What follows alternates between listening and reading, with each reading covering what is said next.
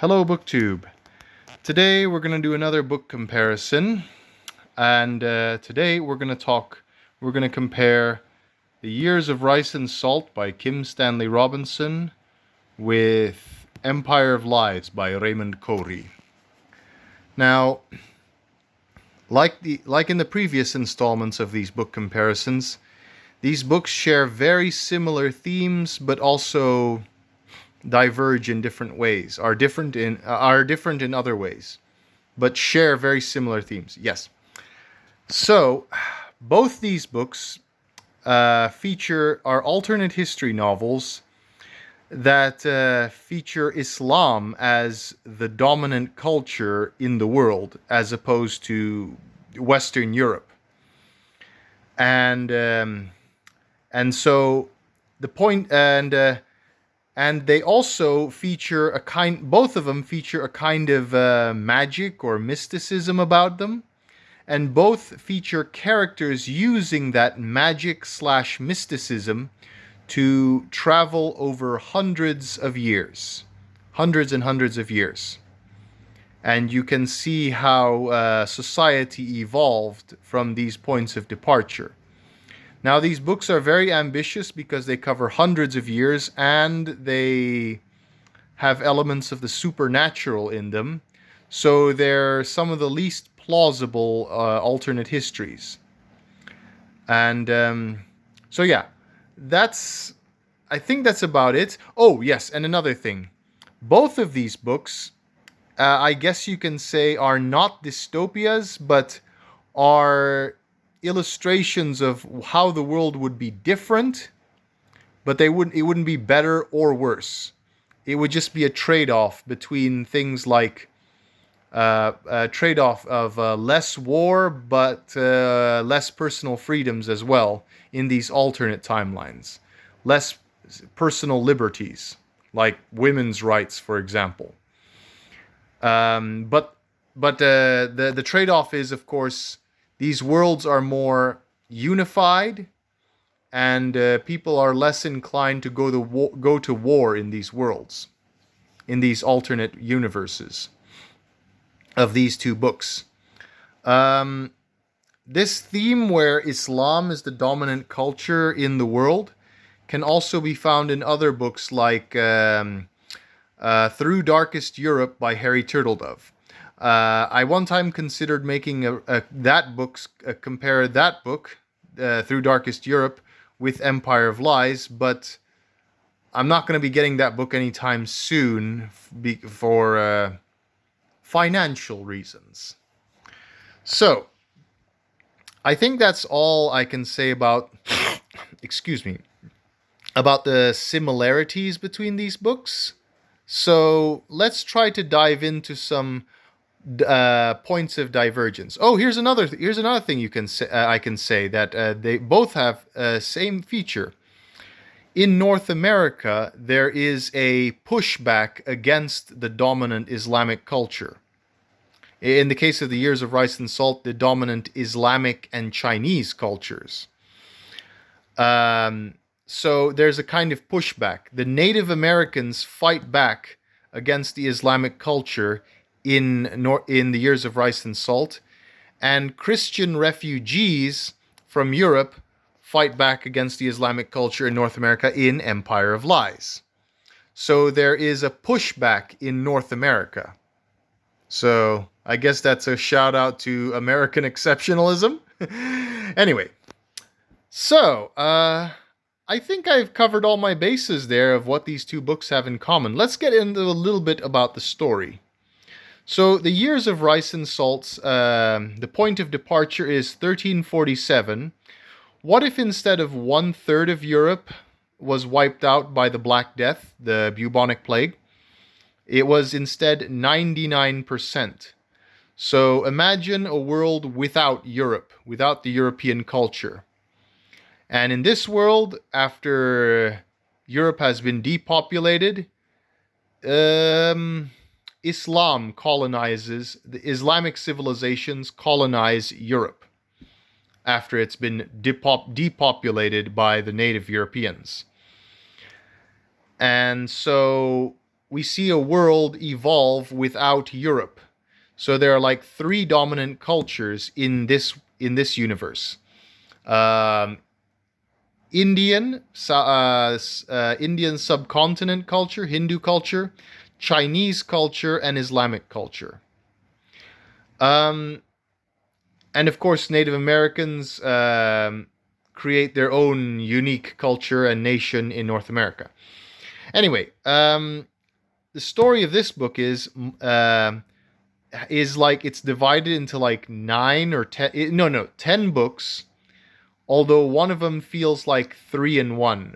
Book number 2 in this story feels like 3 stories in one, because the characters go through multiple incarnations. This book uses Buddhist mysticism. What if Buddhist mythology were true?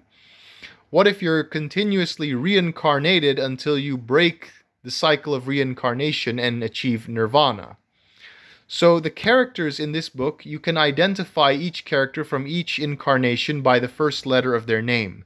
So there's the B character, the K character, and the I character, and a few other letters that pop up from now and then. But those three, B, K, and I, are the main three, and then some other ones pop up now and then. So this collection of souls, this book reminds me a lot about Cloud Atlas, because it has different styles of writing in each book, in each part of this book. So yeah, it reminds me a lot of Cloud Atlas by, what was the author's name? I believe Mitchell was in the last. What was the author's last name of that book? I'm gonna have to double check. But it will the full name of that author will also be in the description. Anyway, so these souls are continuously reincarnated generation after generation, and they spend some time in a place called the Bardo, a kind of Buddhist purgatory, you could say. So this book taught me a lot about the Buddhist religion, or the Buddhist mythologies. And it's a very big book, well over 700 pages. Empire of Lies is 610 pages. So slowly, over hundreds of years, this collection of souls, even though they're continuously reincarnated, they are actually, Kim Stanley Robinson is actually optimistic and say they learn lessons, but they only gradually realize the process. They only gradually realize what they must do to break the cycle of reincarnation. Now, let's talk about Empire of Lies. Empire of Lies' point of divergence is 1683. What if the Ottomans won the battle for Vienna, and then they subsequently conquered the rest of Europe? But how did they win the battle for Vienna? A terrorist named Rashid from our timeline, this timeline, travels back in time to 1683. He learned a kind of spell from some ancient city called Palmyra. He learned a magic spell of how to travel through time. And he travels back in time and gives the Ottomans knowledge of how to build dynamite. And a suicide bombing kills off all the leaders of the European armies. So then with their knowledge of modern technology, the Ottomans conquer the rest of Europe. And then in this alternate timeline in 2017, the Ottoman Empire rules most of Europe. The rest of the world is vague except North America. It's very vague what the situation in the rest of the world. Except North America, where there's the Christian Republic, where there's the pushback against the Islamic dominance in Europe. But some people in this alternate timeline, they learn about this. An anti-terrorism agent a human rights activist, and a anesthesiologist, a kind of nurse slash doctor. They learn about that their reality is based on, shall we say, a lie, based on a history cheat. And Nizrin, who is an idealist who thinks the Ottoman regime in Europe is too oppressive, wants to set things right. So once they discover this spell, they uttered incantation so they can travel back in time. By the way, if you want a more detailed description of this book, look at my review. It was the previous video to this one. Anyway, being the idealist that she is, they travel back to 1683 to set things right, long story short, and stop Rashid from altering history. Now, when it comes to time travel, there are a lot of rabbit holes that I don't want to go down in this video.